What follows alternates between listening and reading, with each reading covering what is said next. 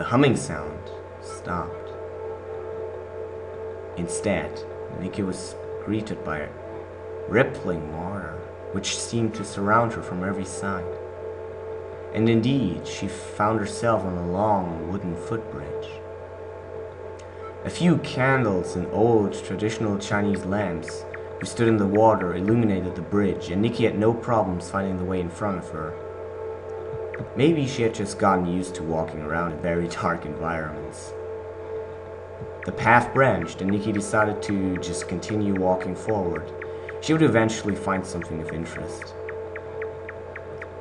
As she continued further and further over the thin wooden planks, Nikki wondered for how far this way could possibly go, and for how long she had been walking around already. Yes, this was an incredibly long footbridge, and it had so many bifurcations, so many possible paths. One day she would have to return here and try out the other ones, she told herself. Nikki had never liked missing out on things. Even as a kid, she had always wanted to be everywhere. Wherever there had been a big festival in town, Nikki had wanted to go there. She had wanted to see everything there was to see, and her big childhood dream had been becoming a world explorer.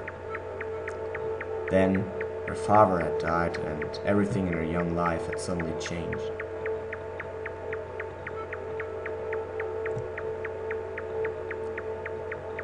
Nikki suddenly jumped as she noticed a huge, glowing creature standing in front of her at the end of the bridge.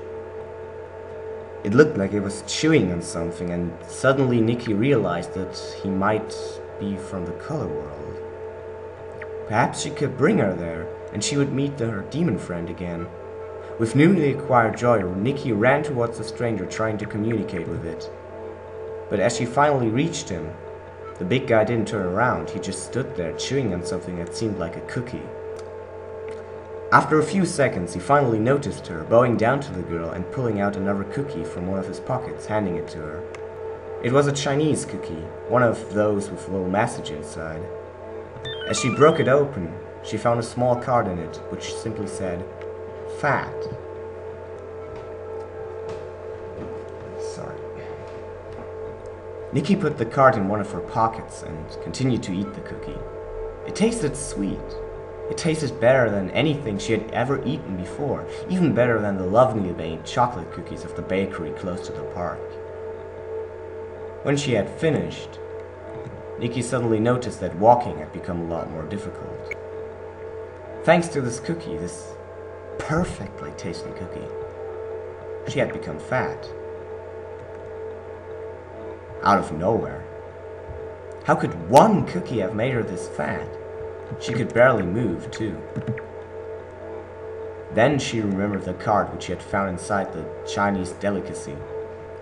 And she remembered the power of those cards. Quickly, she fumbled it out of her pocket, which was a lot more difficult now with her giant fingers. And holding it tight, she started to think about becoming thin again. Just as it had worked with the lamp, it worked with the fatness. Within a few seconds, all the fat dropped off of her, and relieved, Nikki put away the card once more and decided to continue exploring this world of footbridges, but not without thanking the tall, glowing creature, who simply nodded in response.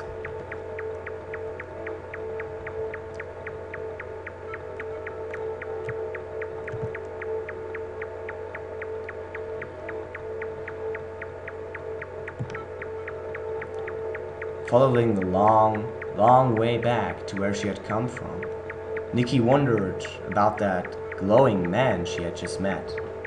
Was he really a part of the color world?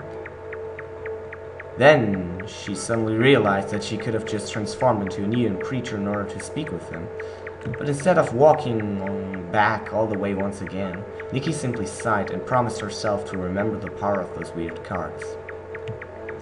Pulling one of them out and examining it closer, she noticed that the cards all had some kind of colorfully styled margin. Some were red, like the demon card, some were yellow, like the lamp card, and the fat card she had just obtained was mostly painted in dark orange. The neon card, however, was completely different. The letters, which simply spelled neon, were shining in every kind of color at the same time, while the background constantly changed colors, and it seemed like the card itself was shining a bit. And indeed, as Nikki held it against the border of the bridge, the card threw a small light onto the old, creaking wood. After a few more minutes of walking, Nikki was met with a strange, hooded creature staring into the black water.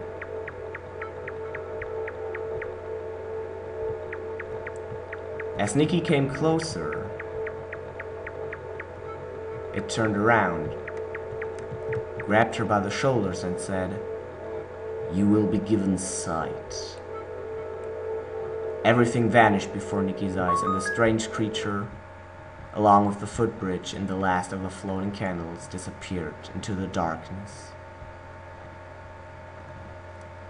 End of Part B.